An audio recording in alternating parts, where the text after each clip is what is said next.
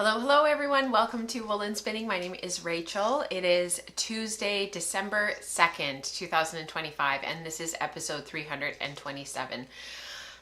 How is it December already this year, you guys? I have no idea. I don't know where this year has gone, and I have no idea how we got here.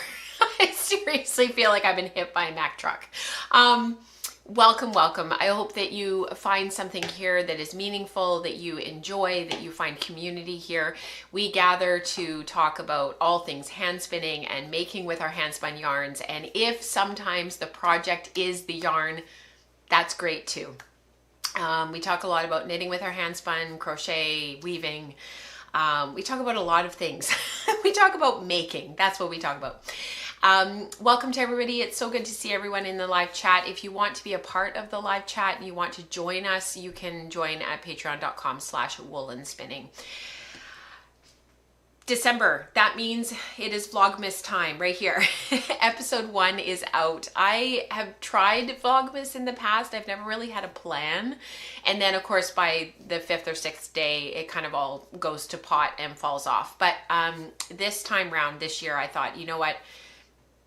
Let's do it for real and let's really try to put something together that's meaningful, that talks about spinning and wool and making yarn and thread in a different way, and gives me an opportunity to write in a different way, to use a different voice, to come at some of the prompts and whatnot in a different way. So I put together 14 prompts for myself to write about and to talk about and to explore in this Vlogmas series. So the first one was released yesterday. There are episodes every other day. So the next one will be coming out tomorrow, and then the next one will be out on so it's basically the 1st, the 3rd, the 5th, the 7th, and so on. So every other day. And yeah, the next few will be out by the weekend, and I hope that you guys enjoy them. I hope that you enjoy watching them. The first episode was called The Beginning of the Thread, which is the thumbnails right here. And I released it yesterday, obviously, December 1st. And a couple of people shared right away because I had asked in the vlog, if you guys haven't seen it yet, I asked in it, like, what was your beginning? Like, you know, what got you started? So Kath actually shared, and I never knew this about Kath. She's one of our long-term members of our community, and I didn't know this before. So she said, I think I was drawn to it since reading Sleeping Beauty as a child, but I never realized it was something that people still did. I remember thinking that as well, Kath. I do remember seeing Sleeping Beauty, when the Disney version, when I was a kid, and thinking, like, I wonder if people still do that, and being quite surprised in my 20s that yes, people do that, and it's not at all like what's in the movie. I got a spindle when my 3rd son was small, so her sons are grown now. And I opened a wool shop. An indie spindle maker offered to swap a spindle for some yarn. I learned through books and podcasts, but mostly alone. And my biggest learning curve was when I joined this community. And it's been such a pleasure, Kat, seeing your journey and walking that with you. And then Sandra shared, she moved to Southwest Washington in 2010, and she purchased a few alpaca, you know, like you do. And I tried to figure out what to do with about 4 years of fiber. I think this happens a lot when people get fiber producing animals. They think the fiber is sort of a byproduct, right? And then they, you know, if they're interested, they start to try to figure out what to do with it, which I think is Sandra's situation. I work only with natural colors, which I love, but trying to learn about blending now. So spinning is just a quiet time with my dogs at my side, and the rhythm of the wheel is so relaxing, at least after you get the pace. I love that, Sandra, and I totally agree. And then Eve shared, and I had to share this with you guys because Eve has been with us almost right from the beginning in our community. She says, my journey into spinning started by watching this red-haired Canadian podcaster in 2017. I have no idea who she's talking about or who that might be. That's clearly somebody that I maybe want to know. What I'm wearing today is my pressed flowers. I actually do wear this quite a bit when I'm around at home because in the Amy Christoffers pattern, All of these flowers that are in it were my hand spun, and it was a 50-50 merino yak. So it's actually really warm. And then the contrast color was a Romney yarn. It was a Romney blend. I can't remember what there was Romney in it with a little bit of mohair from Disdarrow Ranch, located in Tappan, British Columbia, which is localish to me. It's in my province. And so the yak in there, and then the mohair in there, and the air, like it's a warm sweater. So I do actually grab it quite a lot more than I thought that I would. Several years along now that I've had it for a while. Because at first I don't wear my sweaters right away. I kind of like them to like sit on my dress form for a while. I kind of look at them. I sort of, just enjoy having them and having them finished and whatnot. And then eventually I sort of start to get into a routine of wearing. I had to share this with you guys. I'm also going to silence my phone. I'm so sorry. I just got a new phone. It has been an absolute nightmare. Do not switch from Android to iPhone. It is a nightmare. It is a nightmare. So I had to share this with you guys. Anybody who's been a part of our community for a long time will understand why this is like so great. Rebecca calls it doing a Rachel, but if you have watched any of the past episodes, or if you've caught up with some of the past episodes, or you've been here for a long time, you will know that I tend to rip and reknit a lot, and I tend to frog and reknit a lot. And I saw this yesterday on Instagram, and I don't normally share stuff that I have seen online in the show, but I made sure to include who it's from. But I just loved this. No mistakes, only side quests. And we go on side quests a lot in our community, or I'll say, oh, I'm going to stick a pin in that. We're going to talk about something else first. And then, we generally never get back on the main trail, but that's okay. That is okay. And you guys know how I feel about birds. So birds, side quests, no mistakes. This is what our community is all about. And I just loved it. I had to share it with you guys. I did think of you, Lisa, because of the chickadee. I just thought he was so sweet. And I did think of you.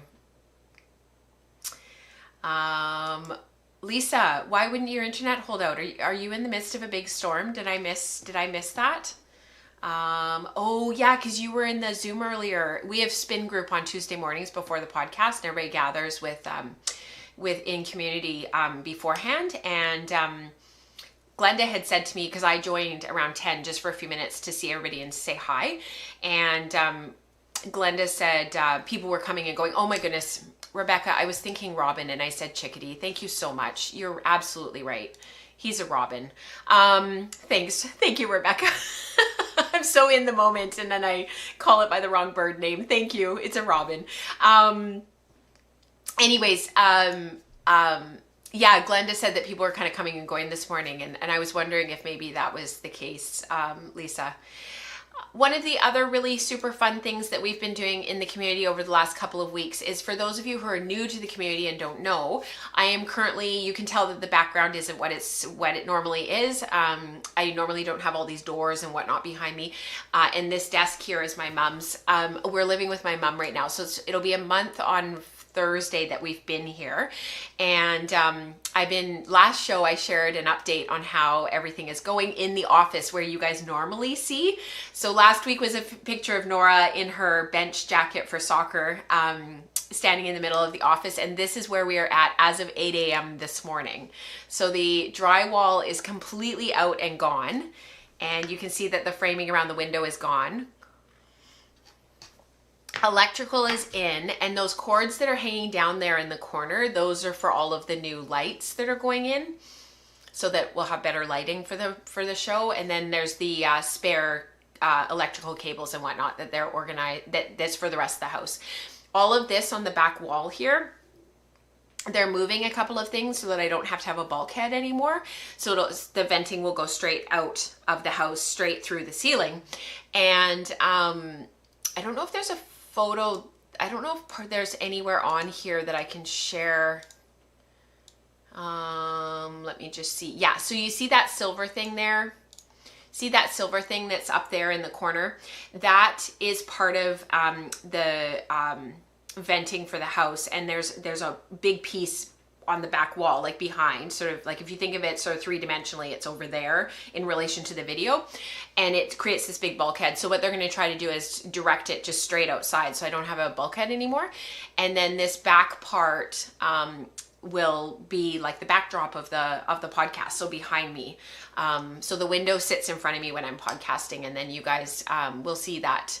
You can see right there, that's the bulkhead right there that's existing. So that's going to be rerouted so it goes straight out. So, and this whole wall here that's all down to the studs will be the backdrop to the show. I just spilled tea everywhere. So yeah, updates, that's where we're at with the office. The rest of the house looks exactly the same. It looks exactly like this. Kind of exciting. It's kind of scary. It's like totally and completely overwhelming. Oh, and then the other thing that we needed to talk about really quickly is Woolen Spinning Radio. So Woolen Spinning Radio for December has been released. It is a really fun episode with Crystal, Dion, and Rebecca. And we were talking about, everybody sort of had like a very specific question or a specific set of questions around textured yarns. You know, why are they still sort of these mysterious yarns that we all sort of are really still into?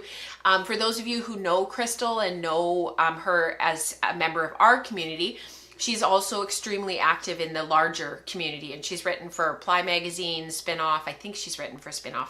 I know she's written for Ply several times. And this is a sort of a smattering of her yarns, and it was just such a pleasure to have her on the show again and to talk to her about some of her process stuff, some of, you know, who she's selling her textured yarns to. Some of her answers are actually quite surprising. She talks in the show about her bird's nest, so I thought I would include a photo so that you guys have an inkling of what she's talking about. And I threw the link to the show in the chat for you guys. So if you haven't had a chance to catch up yet on the radio show, that is there for you guys. And yeah, it was a really fun episode, and she is going to be coming back on the show because we kind of had to like shut it down. Everybody had somewhere they had to be, and we had to sort of finish the Zoom sort of call, if you will. So we're gonna pick up where we left off in the new year and have her back on. So probably for February, and that'll wrap up all of our textured yarn stuff that Rebecca is doing right now in the Wool Circle to finish up our 2-year book study. And actually one of my goals was to participate in the boucle yarns that Rebecca's making right now. And I had grand plans, but because of just how everything has been going and having a lot on my plate right now, and doing an incredible amount of driving, because now we're living 15 minutes away from where I have to add 15 minutes to every single trip that I make both ways, for all the stuff that we do. So unfortunately, it's cutting into a lot of my time because it's an extra half an hour every time I leave the house. It's just because of where my mom lives. So long story short, I really wanted to get some boucle started, but I've kind of made it my Spin December. So that'll loop into our next topic. Spin December started yesterday, and Dion is going to host a kickoff party for Spin December on Friday. So there will be a post just like what goes up for Maker Morning. There will be one on Friday. It'll come out on Thursday, but it's for Friday. Normally the Zoom links are just posted in the Slack channel, but I made it like an official thing and had an actual Patreon post for it so that everybody in the community could join. And this is the link for the Ravelry group thread to share what you're working on and what you're prepping and what your plan is for Spin December. But 8 a.m. Pacific, and I think she'll run it, at least till noon. I'm hoping I can join for a little bit. I had an appointment in the morning, so it's going to be a bit dicey for me, but I'm hoping I can at least pop in for a little bit. But I think my plan for Spin December is going to be the boucle. I've got some fiber that I have in my stash from the house that would work really well, that would just be really fun, and I thought that that's maybe what I would do. So fingers crossed that I can get to that and get that started. I think that's everything for that type of housekeeping that we need to cover, and then we have like our regular housekeeping that we need to cover. So let's do that next, and I'll see you guys on the other side. It shouldn't be too long today.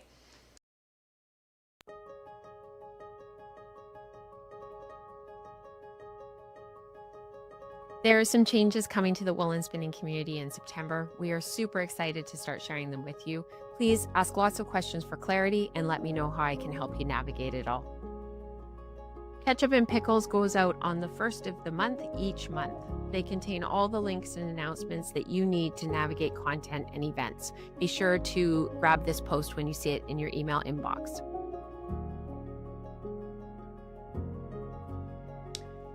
Dion explores another color topic this month in the teaching content. Dion's color content will be available at all levels of Patreon support that you see active on Patreon at this time.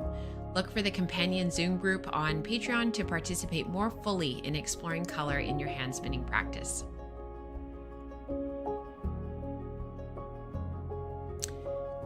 We're at a really exciting time with the Wool Circle because our Spinner's Book of Yarn Designs is starting the final part of our 2-year study. We will be looking at novelty and art yarns from now until Christmas. Please join Rebecca on the Wool Circle. Look for the free trial. Another module of Breaking a Braid for the Silk Circle has been released. Head to Patreon, log in, and watch directly. Enjoy!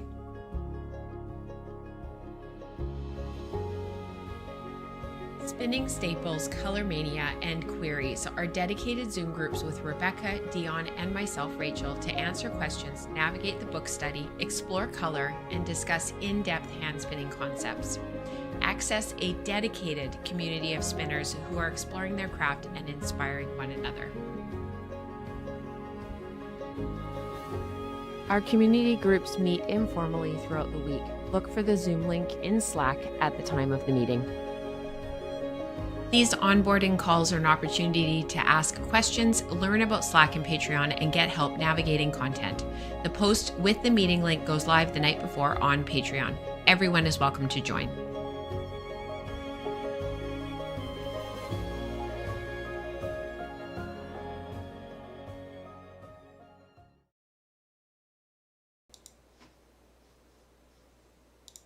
Okay. Whew. All the things. I think we are officially done all the housekeeping. So what I wanted to share with you today is a combo spin that I'm starting that's a combination of 3 different colorways from SweetGeorgia. I thought we could talk about why they work together, why Glenda was absolutely brilliant for putting them together, and I have an update on my Daschel spin, and we'll talk about how the colors combined and how they plied together. And then finally, I've got some progress on my vintage cardigan that I've been working on. And I know some of you want to knit it as well and are kind of watching me to decide how you're going to do yours. So 3 fun topics to chat about today, and then we'll finish off with community participation. So without further ado, let's get into it.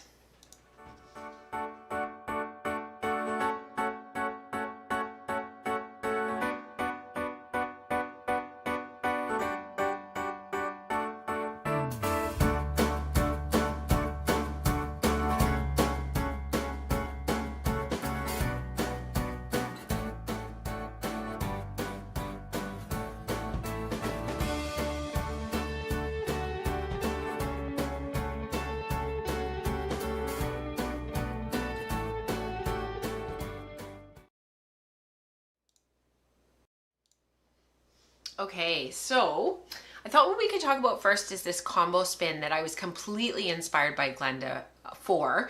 It's a combination of 3 colors. So I think what we'll do is, instead of doing, this is kind of more fiber prep, so let's do that.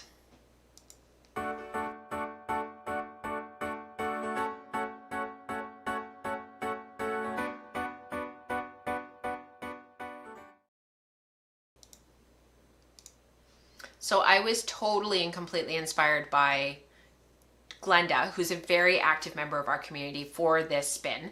And what ended up happening was I took 3 colorways and let's just see if I can find them here. So these are 3 of the current colorways that SweetGeorgia is offering, and they've cut back their colorways on spinning fiber quite significantly, and they rotate them every so often, and there's colorways that are added and colorways that are taken away. But these 3 in particular I had used for a workshop that's Breaking a Braid. It's the same workshop that we're working through right now for the Silk Circle. And I had given everybody in the workshop, this was a year and a bit ago, so this was September of 2024, and Glenda is local. She happened to jump into the workshop as well. It was lovely to be able to spend a day with her.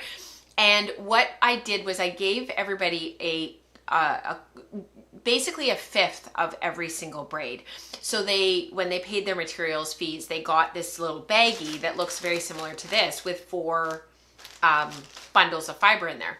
And what Glenda, and then we worked through, they picked their favorite colorway out of the bag, and they worked through all of the sampling that we're doing right now in Breaking a Braid in the Silk Circle. And we did it in a day, and it's intense. Like it's a long day. It's a lot of spinning. It's a lot of sampling. It's a lot of working through the samples together and talking about how they differ and how they go together and whatnot.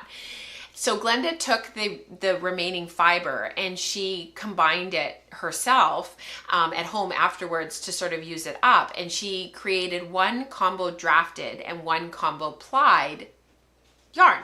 So she ended up with 2 yarns, and she knit socks that go together that are very obviously slightly different. And I wish I had the photo to show you guys, but what I'll do is we'll plug it in next show.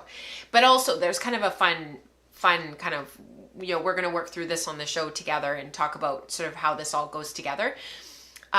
So what I did was I sort of wanted to recreate this combination that she had created, but on a larger scale, to really show the brilliance behind what Glenda had done. So the reason why these 3 colorways go really well together, and I'll just go through them top to bottom so that you guys know what the colorways are. The top one is called Patchwork Quilt, and the middle one is called Storm Chaser, and the bottom one is called Snow Angel. And I actually used Patchwork Quilt and Snow Angel, those 2 colorways, the top and the bottom, in the Spin to Knit a Hat SweetGeorgia workshop that we did a year and a half ago. So the Patchwork Quilt is used in the 2-color brioche toque that I did, and then the Snow Angel colorway was the 3-ply for the lace toque that I did for that workshop. Yes, Lisa, I totally agree. She said Glenda is brilliant. I totally agree. So what I really like about combining these 3 colorways is when you open up Patchwork Quilt, and I don't know if this photo is any better to be able to see, but if you look between the 3 colorways, there's 2 reasons that these work really well together. The first one is because they're from the same dyer. And the reason why that's important in this situation is because you have the stock solution, the actual stock dye that they use to get the colors that they get are all the same.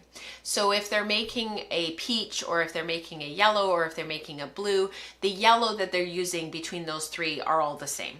And Dion talks about this a little bit in some of the stuff that she's done recently, because you know, when you're dealing with the same dye stock, you're going to have similar colors across the board.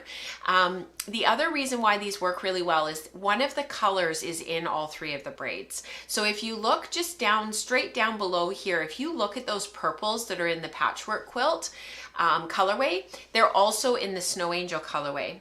But the grays that bridge sort of that burgundy from the Patchwork Quilt through to the purple, that gray is in all 3 colorways. The purpley that's in the Snow Angel that you can see so clearly on the very far side there, that's also in Patchwork Quilt.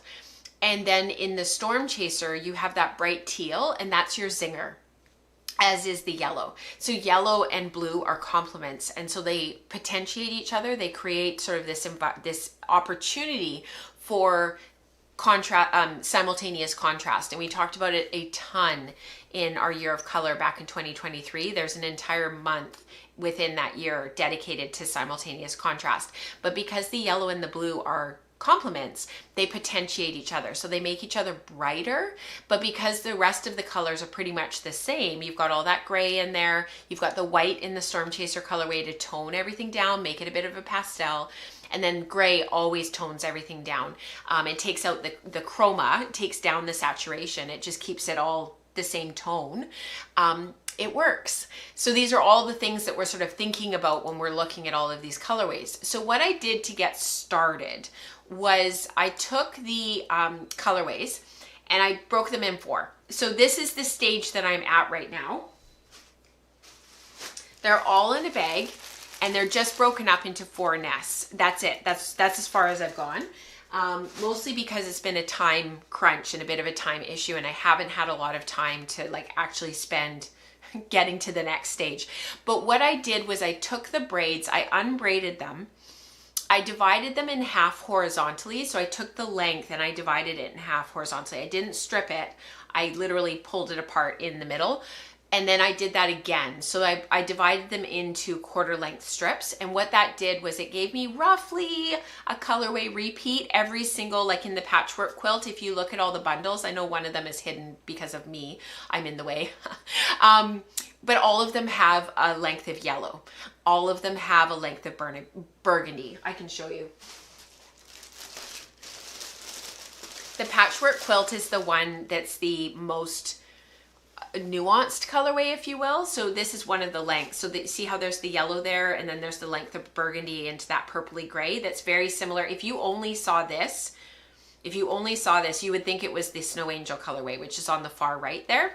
But it's the yellow and this darker burgundy here that's not in the Storm Chaser color, that's not in the Snow Angel colorway, that makes it patchwork quilt. So every length of fiber, I'll just go back, they all look like this. So there's 4 of these, and the same with the Storm Chaser colorway. There's that really super dark teal, same layout as the patchwork quilt, in every single bundle. So there's this is the Storm Chaser. So this dark teal here is in every single one of these lengths.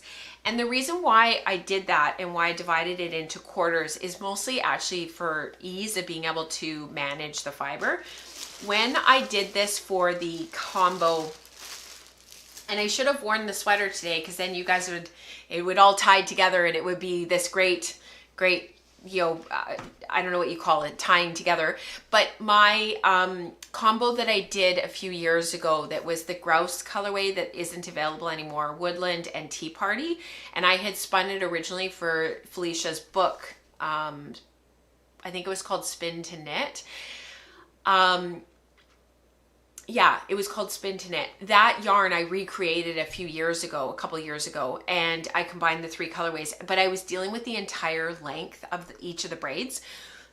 So I stripped the braid, all 3 of the braids I stripped 16 times into bundles. Do you guys remember that? We talked about it extensively on the podcast. And then I put them through my drum carder, so that the lengths went around the drum, because I used my small carder. I didn't have my big one at that time. I used the small one. And so they ended up going around several times and creating these nests. And one of the things that I thought about after the fact was maybe it would have been better. Maybe I'll pull up the photos just to show you guys. Just give me 2 seconds here. It's so easy to do because I have all my photos readily accessible. And of course, by saying that, I've just totally jinxed myself.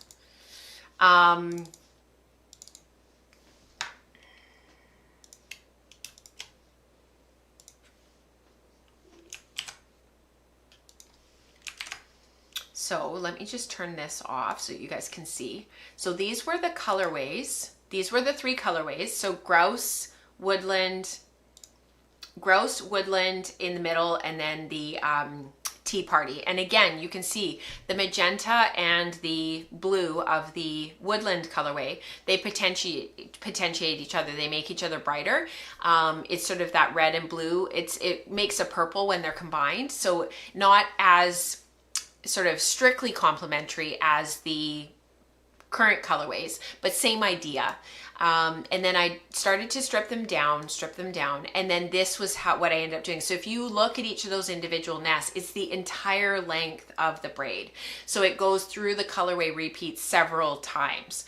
And for those of you who haven't been around as long and maybe aren't familiar with this spin, this was the final yarn. And I had several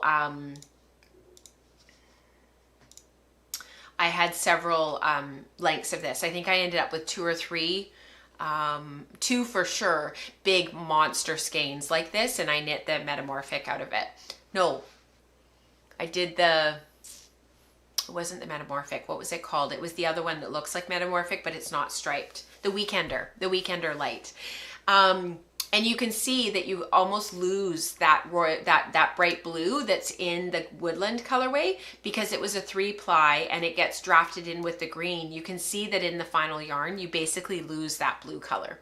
So what's really neat about this colorway is that what Glenda did, because you've got that sort of very, instead of that grouse, that green, that tealy, or sorry, not tealy, that limey kind of green, instead in this, so that was kind of the base color. In this, you've got the purpley mauve. That's the base color. And that's that gray and that purple mauve go through the whole thing. So I sort of had to figure out what I was going to do. So having the shorter lengths of fiber, they won't go through the drum carder and create such big nests. So I'll divide each one down, but they'll be shorter. I don't know if I'll be able to divide them 16 times, but certainly 12 or 14. And then those will go through and it'll create smaller nests and not have quite so much fiber to have to cope with when I'm actually spinning. So that's the reason for dividing it 4 times, because then I'll have shorter lengths. Once they're stripped down and quite fine, they'll go through the carder and I'll have smaller nests and won't have quite so much fiber to deal with.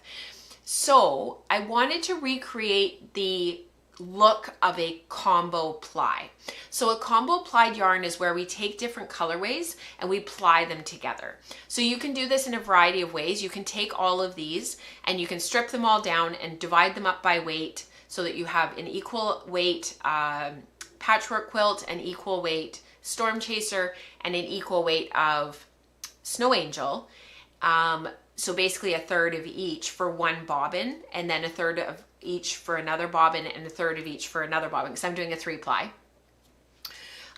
You would do half and half if you were going to do a 2-ply, and of course a quarter each if you're going to do a 4-ply. And in my case, I'm doing a third because it's a 3-ply. I would if I was doing this. And then you can jumble them all up if you want, and spin them just one after the other. So there's no more fiber prep other than just stripping stuff down, and you spin it end to end, and then you ply, and whatever comes out, comes out. I think that's how Glenda did hers. The other thing you can do is spin patchwork quilt to one bobbin, storm chaser to one bobbin, and snow angel to one bobbin, and then ply. And what would be really nice about that is it would come out looking a little bit like a fractal. I probably wouldn't have stripped them down if I was going to do that. I would just start at one end of the braid and I would just start spinning. And I would have a little control card to make sure that as I'm spinning from the braid, because you're dealing with a lot of fiber, that I'm spinning the same thickness from start to finish, and just watching the amount of twist and making sure that it's consistent. So that's a combo ply. And then a combo draft is where we did what we did in the other colorway, where we actually take them and we put them together and we draft them together. So I could strip these down and I could hold the fibers together and draft them all at the same time. But what I find often happens is one colorway tries to take over. And it's just, you know, the way we're drafting and the way we're pulling the fibers, one ultimately wants to come forward more, and then you have to keep stopping and rearranging your fiber and whatnot. So if you haven't done combo drafting before, give it a try and see what you think. But what I really like to do is put it through the carder, and we can go back to this one for just a second to show you. Just give me 1 minute and I'll show you what it looked like going into the carder for those who haven't done this before. So you see how I had the 3 colorways funneling in next to each other? There was the 3 colorways and they funnel in together, and then you pull off the nest together, and then you're not quite so worried about having to draft from all 3 at once and holding them together. The carder does it for you. But like I was saying, what ended up happening was the nests were quite big. It's because I had the entire length of the colorway. So that's the blended one on the far side there. Hang on, let me just pause this. Because I had the entire length of the braid and stripped it down, and then I put the entire length of the braid through all 3 colorways. The nest is quite big. That was quite large. It was, you know, it was a 16th of each braid. That's quite a lot. It's a lot of fiber to hold in your hand, and it's a lot of fiber to manage. It had a lot of air in it. It had a lot of loft. You can tell how smooth it is. It spun beautifully. It's just a lot of fiber to hold. So for those of you who haven't done this before, putting in 1/4 of the length is just going to make it a little bit more manageable. But I still wanted to see what it would look like as a combo draft, even though that's not what I'm going to do with this particular spin.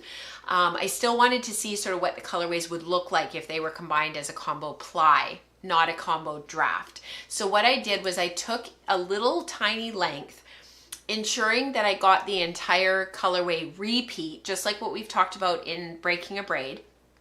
I want one color repeat, and I took just a very little bit off the side of the braid, and you can see on the top here is Snow Angel, in the middle is Storm Chaser, and at the bottom there is Patchwork Quilt. And this is the sample. I love it so much. I love this little sample so much. This is it washed and finished.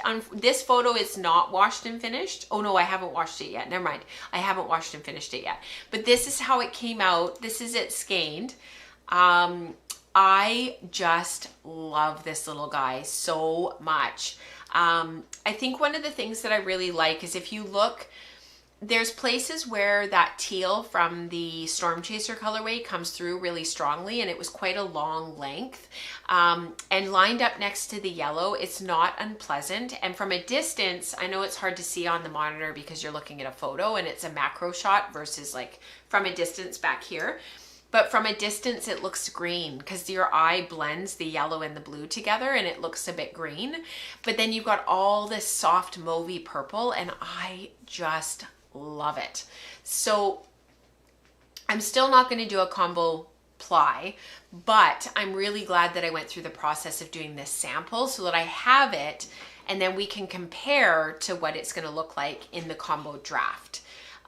Because when I go through and do the carding and I actually combine the 4 colorways, it's going to come out very differently, and Glenda's socks definitely came out differently.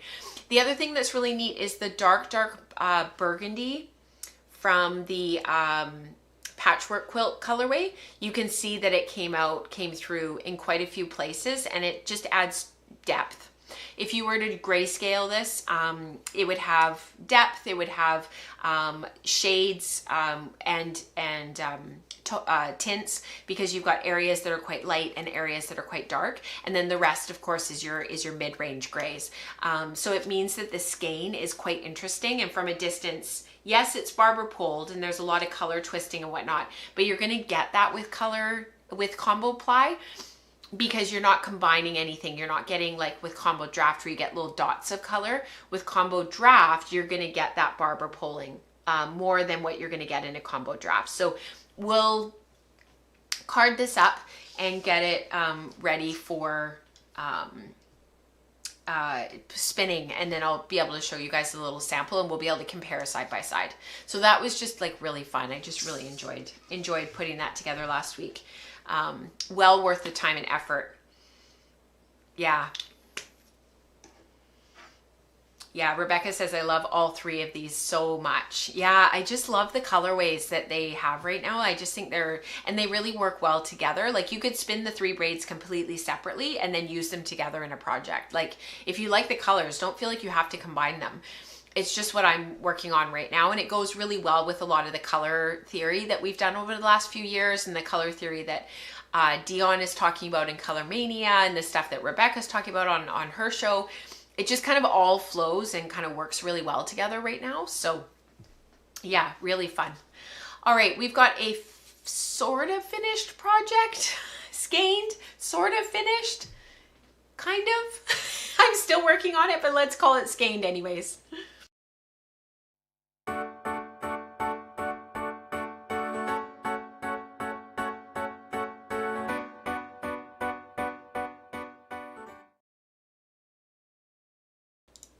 So, Daschel. All I want to say, this is not correct, but I just want to say like Daschel through the snow, you know, like I don't know why, but every time I say Daschel or I think Daschel, that's what I'm thinking about. So my first Daschel skein is done. It's okay. I knew when I started spinning this, they're not exactly my colors. There's a lot of barber pulling and color twisting and whatnot in this. I think this is going to work really, really well for the fabric that I have planned. We'll talk about that in just a minute, but this is not washed yet. So it has not sort of done its big poofy thing. Yet I'm waiting to finish plying the rest of it. So it's actually on the wheel back here. It's very hard to point when you're, everything's backwards for me. It's like looking into a mirror. It's all here. I started plying it this morning during spin group for a couple minutes, but because I couldn't stay because I need to get ready for the podcast, I only got a little bit done. It's a little bit tangled now because it's been sitting and it really needs its bath. But you can see how twisty it is and how springy it is still. The Polworth has really held the twist really nicely. But let's look at some photos of where this colorway came from, and then we'll talk about sort of, you know, what works and what's, yeah, let's talk about it. So this colorway is right here. So it was inspired by this graphic that is from Melly Knits Stash Dashers 2025. So it was this past July. Daschel went on vacation, and so this is Daschel the sheep. She has 3 eyes. She's quite hilarious. Marina does all of the graphics for Melissa for all of this stuff, and it's just so clever. So Melissa gave the graphic to Megan of Bramble Ridge, and then she pulled the colors for the colorway. So these are the braids, but these particular braids ended up being rejected because they weren't quite, that the green wasn't like acid enough and like neon enough. So, and I think the blue was changed as well. I think there was a few things about the braids that got changed. So this was dyed on Polworth, untreated, just Polworth, no silk added, just Polworth, which is so easy to spin. You can do it with your eyes closed. It's like Corriedale. It just spins itself. It's so easy. You don't have to do any fiber prep while you're spinning and like managing of the fibers. You can just spin. And so these were at Megan's studio, and when I was over there back in the summer, I guess it was, or maybe it was into September by then. I think it was August. Anyways, they were sitting there. I said, "Oh, what are you going to do with these?" And she said, "Take them." Like you know, and I obviously was there to pick up some other stuff for our breed blend and color study back in September. Was that the same? No, that wasn't the same time frame. It wasn't breed blending colors. Oh, I was picking up all the stuff in the summer for breaking a braid. That's what it was. It was for the workshop, for the Silk Circle, for you guys. So I was picking up all of that, and then I saw these sort of sitting in the corner. What I was really concerned about with this braid was the acid green combining with that magenta. And I knew that they would just completely desaturate each other if they were applied together and sort of brought together, which I was sort of looking forward to because that's a really, really bright green. But I also was hoping that there would be places in the skein where the green would still match up. So this is me spinning it, very fine singles. I wanted a fine 3-ply. I talked about on the show possibly plying it with a white, or possibly leaving it as a 2-ply. And the more I thought about it, the more I was like, no, I started off with the plan for a 3-ply. I'm gonna follow through with that because I think that it'll still work for the fabric that I have planned, and it'll just make the fabric a little bit bouncier and a little bit fuller and a little bit plumper to leave it as a 3-ply. I rewound the bobbins. We talked about that last show, why I did that.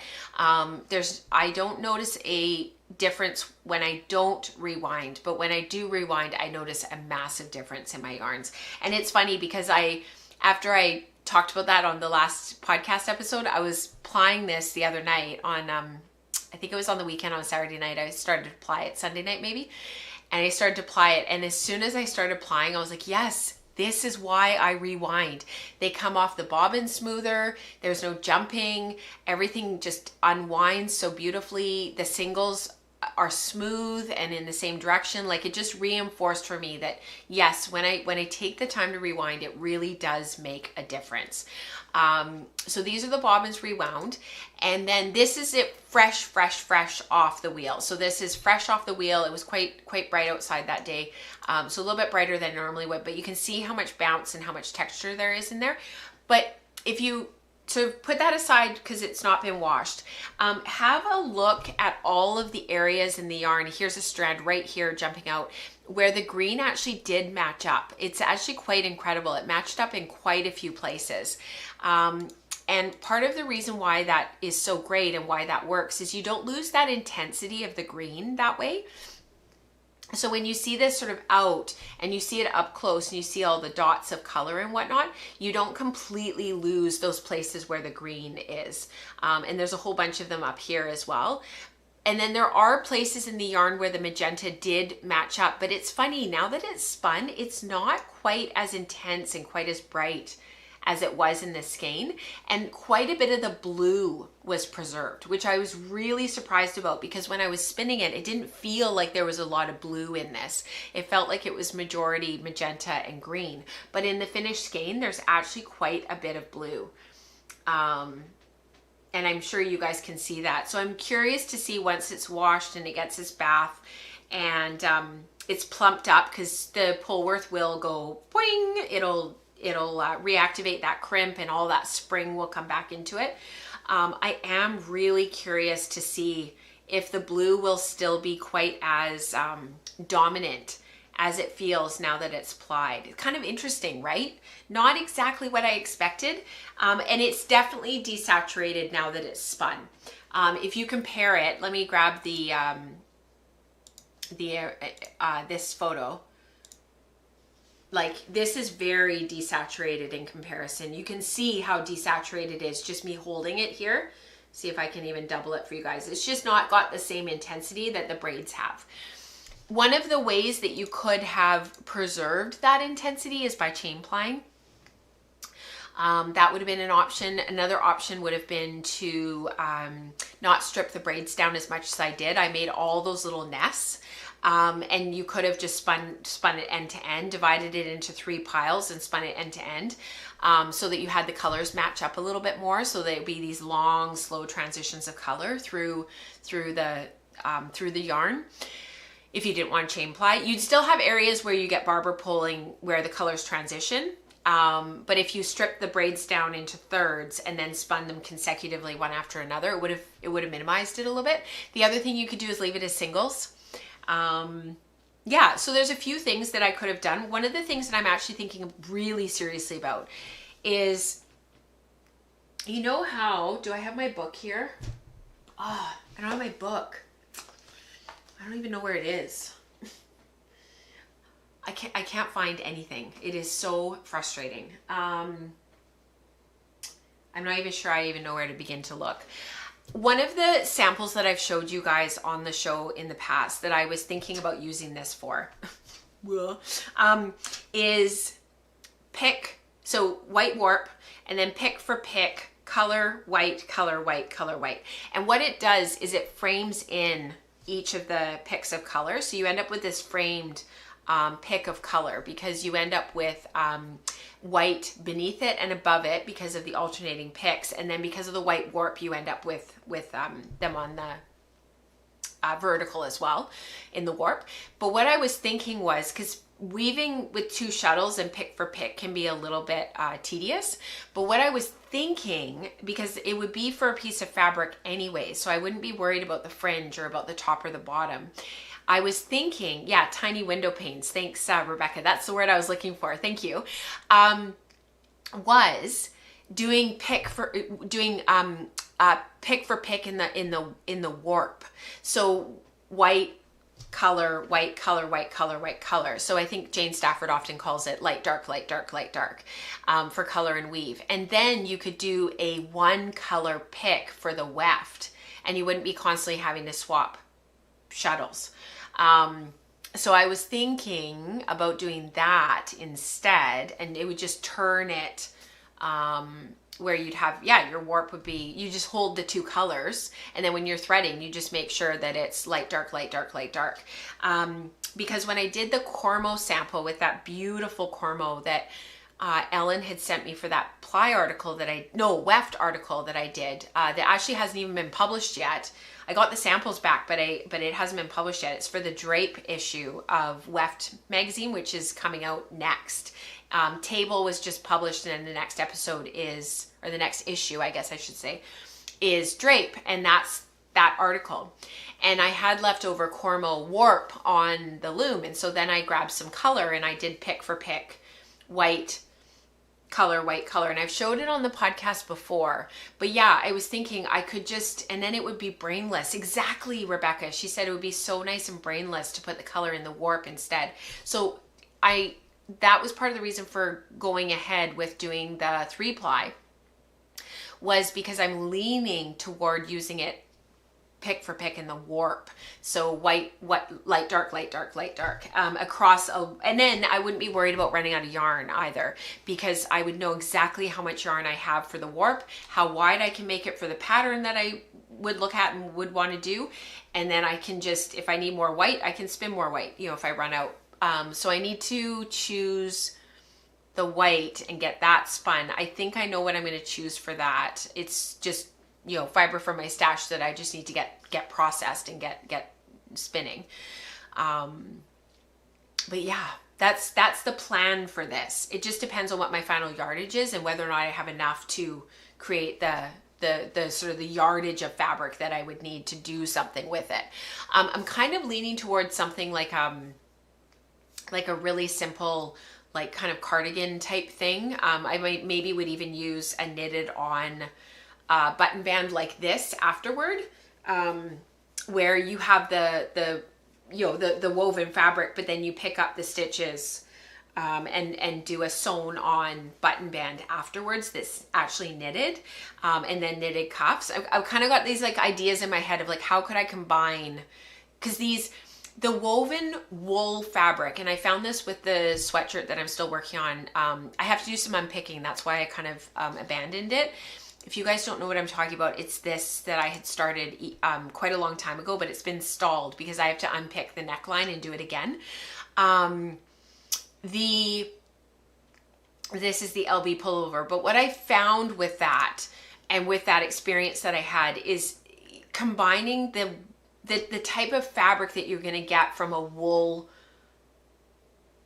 warp and weft, like a wool piece of fabric, is very different from like what you're going to get if you have, you know, commercial fabric that you purchase. That's just, it's just different. It's different. So trying to figure out how to like combine these different things, I think that's, for me anyways, going forward, that's probably going to be the trick, is like, how can we weave the fabric for the cardigan, but then do knitted finishing, whether, you know, knitted cuffs at the bottom for the hem, and for the sleeves, and then the finishing in the collar, and trying to find some patterns that I could combine those things.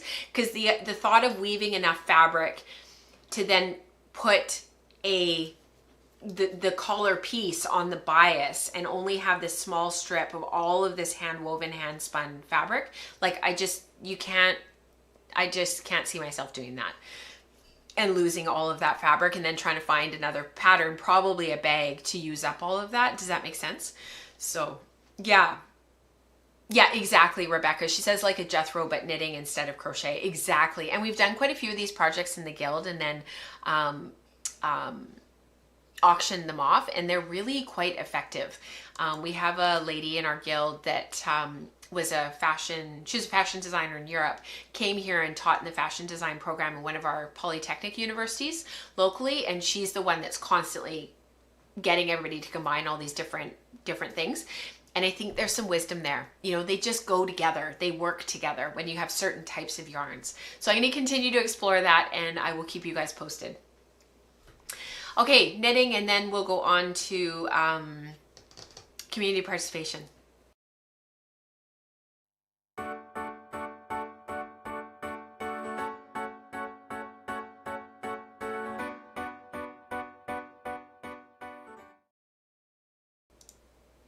Okay, I am almost finished the body, not the cardigan, but the body of my vintage cardigan. So let's just have a look at what I'm talking about first. So this is from Regency wools. It's from sometime in the 40s or 50s. A couple of people in the community sort of were familiar with these from Dublin and Ireland, and they said that they think that probably their mums or their grandmothers sort of had them sort of sometime between the 20s and the 50s. This is one that's, you know, and they're all out of copy right now. There's a lot of assumed knowledge in these patterns. They make a lot of assumptions that, you know, basically that you know what you're doing. So there's no like extras in terms of like helping you like patterns now that really hold your hand, and there's video tutorials and there's written tutorials and there's pictures, and you know, this is very bare bones. Not for the faint of heart, but very enjoyable. So this is the left front. I just put in the pocket yesterday, actually. I just got to that point where I was ready to put it in the pocket. And I'm still really enjoying working with the yarn, and I really like how the yarn is knitting up. I have this massive skein left for the sleeves, and I have all these partial skeins that kind of all got broken up a little bit from ripping out the previous project. So it's all in like bits and pieces, you know. But I'm hoping that I still, based on my count, that I have enough. If not, I think I'm gonna have to rip back half of the diamond just back to like here.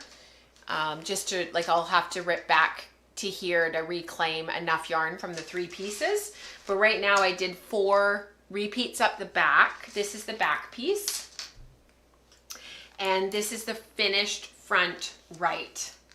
So this is the last piece here. And I have to redo this tubular bind off. I don't know if I mentioned in the last show, but I somehow my stitches got shifted by one, so the tubular bind off isn't correct. It's like over, so it's like tilting in a way that's not correct. There's a missing purl in there somewhere. I think it might have dropped actually by accident. So I just have to redo that. But that's what the pocket will look like when it's finished. It'll be purl, it'll be ribbed on the top and then anchored. So you can see this one's just, I just did it yesterday, so I haven't done it yet. So it's still plain and hasn't had its ribbing added yet. There's ends sticking out everywhere that I have to weave in that are actually starting to really annoy me. So I thought I would go back and spend some time and weave them all in just to get them like cleaned up and tidied up. So this is the right front. It'll get seamed up here. Left front will get seamed up here. And then I'm not sure what I'm gonna do. I'm kind of torn. I might actually knit the sleeves and then do the raglan and then attach it as if it's all one piece and do the raglan in decreases all together at once. And so there wouldn't be any seaming up here. I'm thinking that I might do that. Christine says, have you bought a headscarf to go with the cardigan yet to complete the look? I feel like I'm gonna have to. I feel like I'm gonna need something. Yeah, like totally. And I think she has, if my memory serves, she's got the necktie and it's all buttoned up at the front. So I'm gonna have to like take photos like of like as if. Anyhow, so this will all get seamed up, but I think what I'm going to do is do the sleeves because I've only got like a specific amount of yarn. So I'll do the sleeves and then, and actually my friend, Beatrix, who did this, she didn't do all of the patterning and whatnot on the sleeves because she wanted to cinch them up and make them a bit more modern and a little bit smaller, even though these big balloon sleeves are sort of coming back in, which is kind of ironic. But she did it in plain stockinette, and I'm kind of torn about maybe doing that as well. I'm sort of on the fence, but I am really leaning toward, just so that I know that I have enough yarn and I know that like everything is above board basically, knitting each of the sleeves at the same time and then attaching it all together basically here and all one piece, working in the back and forth. It's not in the round because it's a cardigan, right? But you can work from here all the way around the back, all the way around here, and then back, and doing all the raglans at the same time, because then everything on the front, everything on each of the sleeves, everything across the back, it will all be exactly the same. And it wouldn't be difficult to do that, to sort of, you know, attach them all. I could seam them all here, like seam it all, have that all ready to go, which is kind of nice. You're not dealing with big sweater pieces, so you're just dealing with each of the side pieces. So seam them all up, seam up the other side, do the sleeves, and then attach it all in, put it all together. Yeah, so that's my thought process with that. And I've been keeping the two pieces that are done, I've been keeping them separate in a different bag because I don't want to drag them around with me, but they've got needles in them and they've got balls of yarn attached to them, and yeah, I'm sure it's to hide the curlers, you guys, like, of course. One of the moms at soccer, her daughter's in musical theater, and I guess she does, like, so she's been very, very involved with theater for a long time. I just want to remind everybody about the side quest thing for just a minute. We go on a lot of side quests. Anyways, she has so much hair and it is so thick and it is so long, and she refuses to cut it, and she's in all these productions where they want like very specific hairdos and whatnot, right? And so this most recent one, she's supposed to look like a girl from the 1930s. Well, girls didn't have bangs and they didn't wear their hair really super long the way that she does. And they curled their hair generally, and her hair is naturally wavy, but it's not curly. So the only way that they can get her hair to hold the curl is by using old school heated curlers. And so she's having to like sleep in them and whatnot before the night of the show. And the show is Wednesday night, Thursday night, Friday night, Saturday night every week through the December. And Nora plays with her younger sister in soccer, and her mom is just like about ready to like cut her hair in the night and like just be done with it. She's like, it's driving her batty. So I do not envy all of that. It's crazy. I haven't made a ton of progress on my Bitmap towels, Bitmap towels from SweetGeorgia. It was these ones. Let me just pop this down. These are the ones from SweetGeorgia that they've done. I haven't made a ton of progress. This is the towels woven as singles. So for those of you who are familiar with summer and winter singles, this is weaving it as, I think this is singles as well. I'm not going to go into all the structures and stuff. We'll talk about it another day. But it's been going really super well. I really, really like them.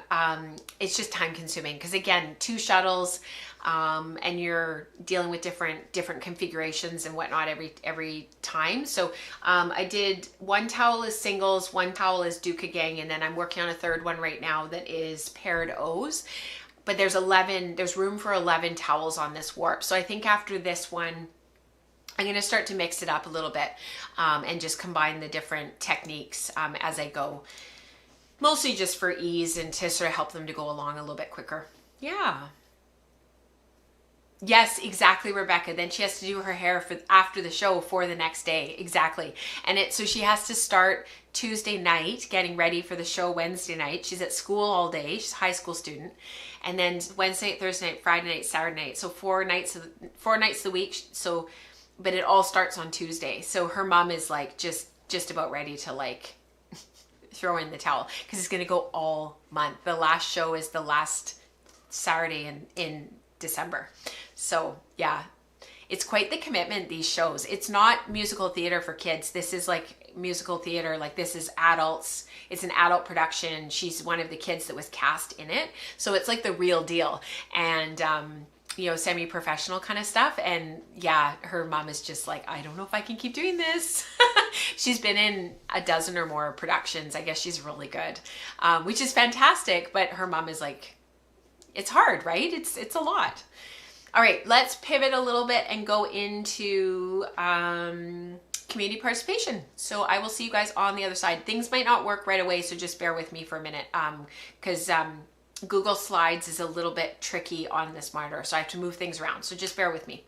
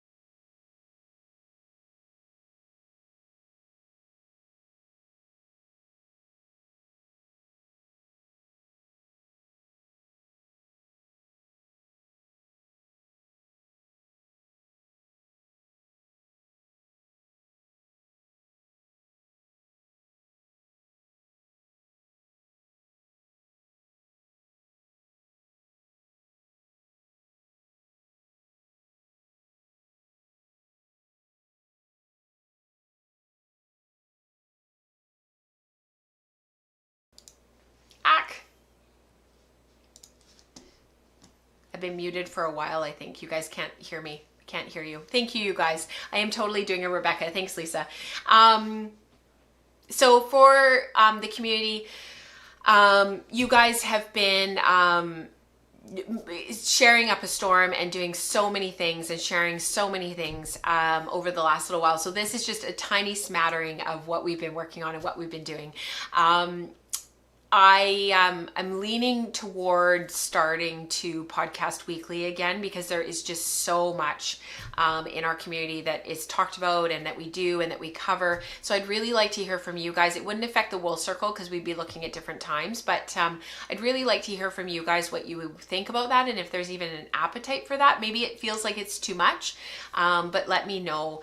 But this is just a very small smattering of what's been shared recently, because there has been a lot. So for general makes and shares, this one is from Sam. I wanted to share this. We are definitely entering the season of Mary Mary, and I wanted to acknowledge there is an incredible diversity of people in our community that celebrate all different holidays at this time of year. We've got many who celebrate Christmas, many who celebrate Hanukkah, among other things. And it's fun to start to share some of these sort of festive projects that people work on at this time of year. This is Sam's November gnome. His name is Noel, and he's made with yarns from Jameson and Smith. And he is beautiful. Really well done, Sam. I love his little pom-poms at the top. You've done the little baubles. The knitted baubles is so cute. I like his beard too, because usually you see like the felted locks, or like the lock spun beards and stuff. And I thought this was really effective. I really liked it. I know, Deidre, she says we need to get better at lip reading. I'm so sorry about the mute. I've been so good about it all show too, but every so often me and Rebecca get caught minimizing echo or being muted. I don't know what's worse. He has a very posh hat. You're absolutely right, Lisa. It is something else. This is from Becca. I showed this with you guys. She was just getting started with it on the wheel last time. This is a little snack spin. She tore the bats into strips along the grain, and she spun it kind of by default, but tried not to smooth out any of this silk. Then she plied it with a very fine gold thread, and how effective is that? It is just beautiful. Look at that twist angle on the gold thread. Isn't that incredible? Right in there. It's just beautiful. So consistent. Gorgeous, Becca. Gorgeous. This is from Christine. I just thought this was beautiful. Hand spun hexagon blanket. Let's say that again. It is hand spun, you guys. It's getting bigger. I started off using leftovers from projects, but I had a stash dive recently, and I pulled out several skeins of one-offs to include. Otherwise, they'd sit in my stash with no purpose. I love that, Christine. And I think she's just been switching whenever she gets to the end of the yarn. It's not like she's doing an entire round or anything. She's just switching them when she needs to. Really, really beautiful. Holding two yarns together with a 5.5 millimeter hook, and just adding a new yarn each time one runs out. I think this is fantastic. And it's nice too, when you hold two yarns, you feel like you're getting through more stash, which is really great. I thought these photos from Simone were just beautiful. Gorgeous photography here, Simone. She's been on a roll-leg spinning journey. Thanks to Eve. She gifted her 12 roll-legs, each between 15 and 18 grams, and she spun them each and then rewound them. Aren't those little weaving bobbins beautiful? Like, isn't that photo down here in the bottom, the one that's next to the roll-legs themselves, like, isn't that just so beautiful? Oh, sorry, you guys, right here. I just love that photo so much.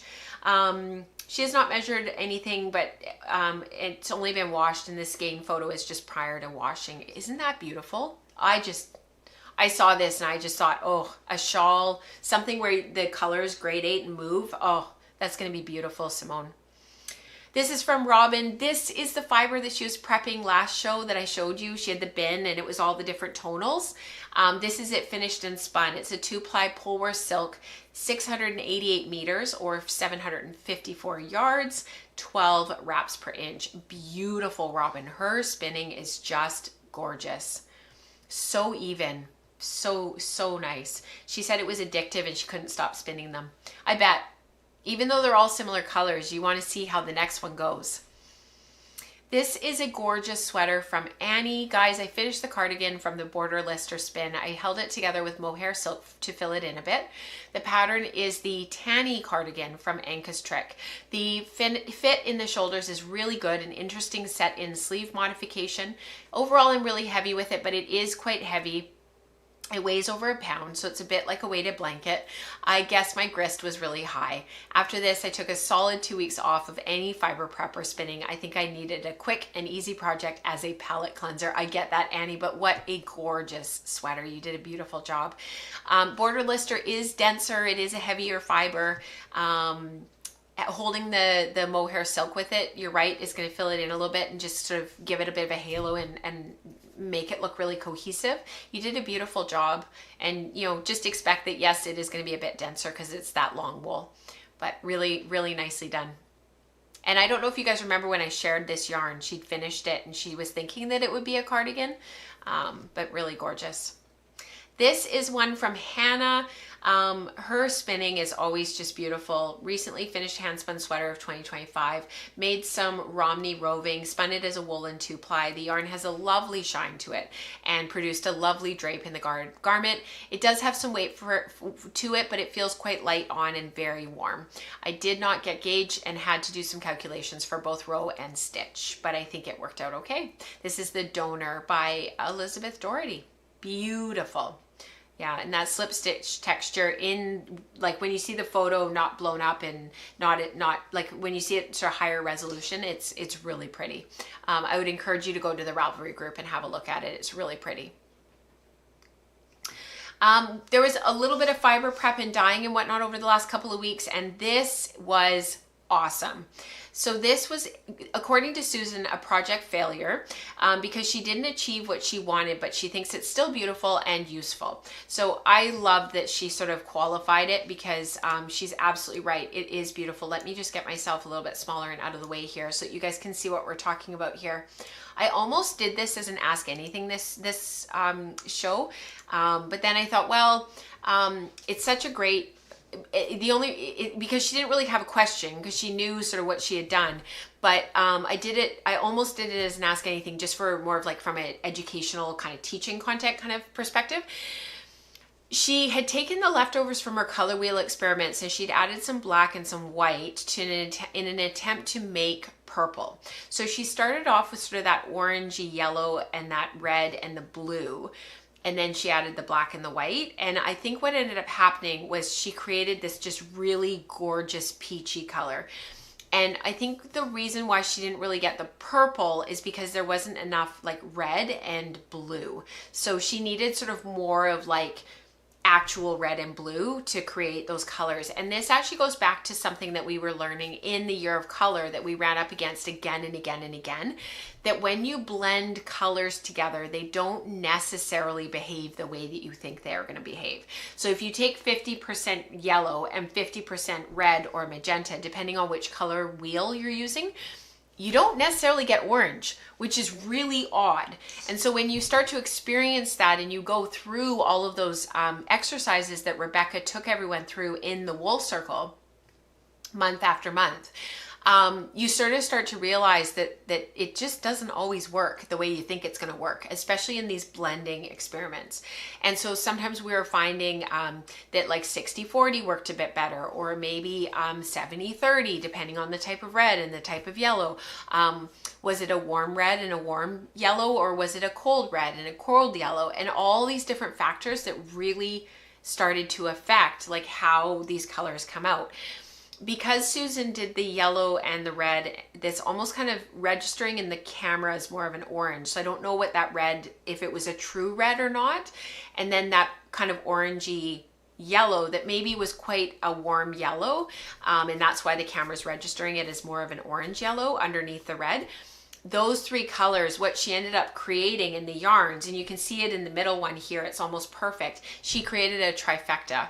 And that's actually what my capstone ended up being, was the trifecta cardigan. And I did 1 singles of the trifecta applied with 1 singles of white, but I could have done what Susan did here, where she actually blended the white in with the yarn itself. I love these yarns. I think these yarns came out absolutely bang on, and I think she did a beautiful job. But I totally get what Susan was saying here about not achieving what she had hoped to achieve. But wow, what an effective project.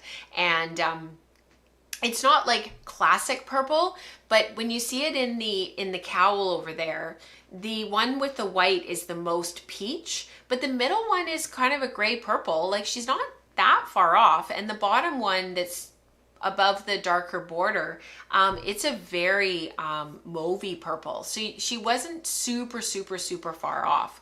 But wow, I love these yarns so much. I could wax poetic about these for another hour. I just think they are so beautiful. I especially love this one here and this one. I think these two, actually no, I love all three of them because I love this one too. They're so beautiful, Susan. I just love them.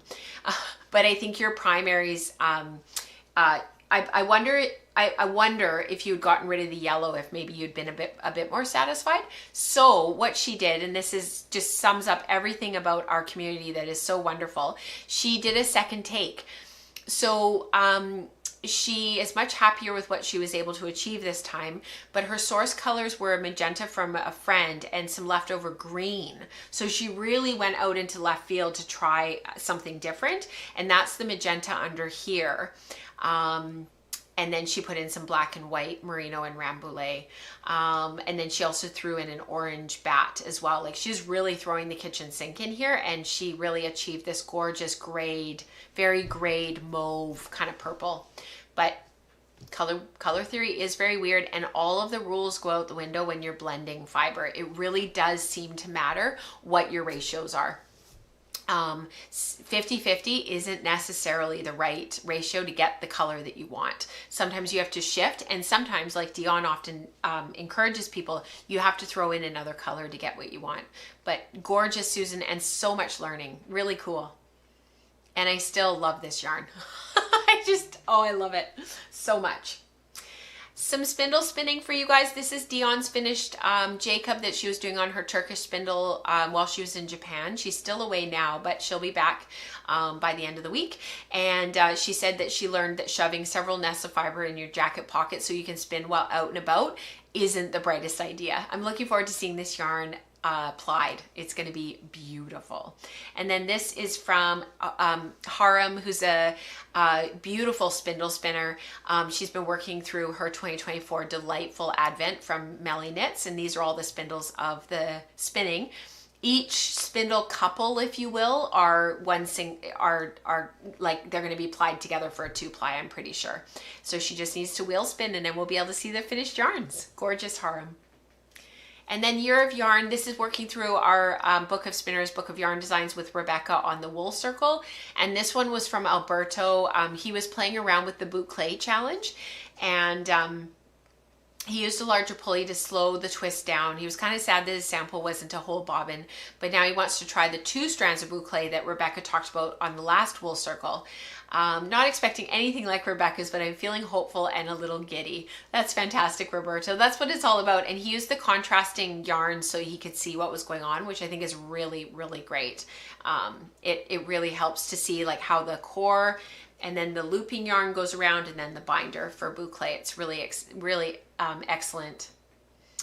So thank you, you guys. Thank you for everything that you do. Thank you for everything that you contribute to our community, and for making it that much richer, for being here, and for being a part of what we do. I just always appreciate everything that you guys bring to the table, and by being here and being a part of what we do. Yes, Rebecca, Dion needs a little spindle pouch. She totally does. Something for her travels that she can like put around her wrist and carry with her. I hope you guys have a wonderful week. Rebecca will be back next week with more boucle for the Wool Circle. And then after that, the week after will be a regular live stream day. But then we're going to skip a week to accommodate Rebecca's Christmas schedule. And we'll be back with the Wool Circle on the final Tuesday of the year. So we'll break 1 week, and then she'll be back because we've got 5 Tuesdays this month. So we've got a little bit of flexibility. I hope you guys get lots of opportunities over the next week or so to create and to make and to carve out some time for yourselves. I know a lot of people are going through a lot right now, and people's plates are overflowing and feeling very, very full. But hopefully if you catch up on some of the Vlogmases and you can sit and spin for like 20, 30 minutes, some of them are only 15 minutes long, you can spend some time doing something for yourself. So thank you for tuning in. Thank you for being here. And I wish you all a wonderful rest of your week. And I will see you next week in the Wool Circle with Rebecca. Bye, everyone.